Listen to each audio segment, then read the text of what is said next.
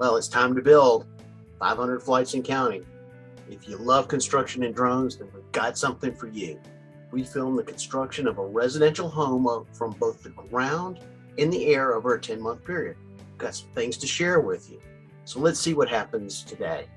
Today is episode 11, Cool Shots.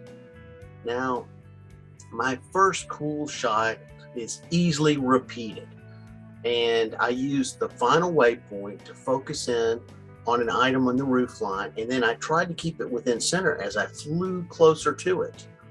Now, the center focus was also used for the pull away.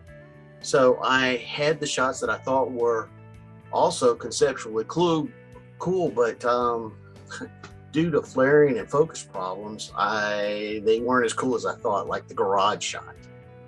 Now I realized in the process of doing this project, I needed to set up more shots. And now it was time to use all the shots that I had, plus produce new shots. So I began to rank the shots too. You know, what I liked the best, what was the worst. And what's interesting is over the time of the project, that all changed too. Now, the first shot I did was the hover and slowly rotate. It was an effective shot as a spectator. And since I was really learning how to utilize the drone with inside the tree lines and heights, the hover really was a great way to get started. Then I went to the flyover because it was easy. You just set the drone to the right altitude and you fly over the subject.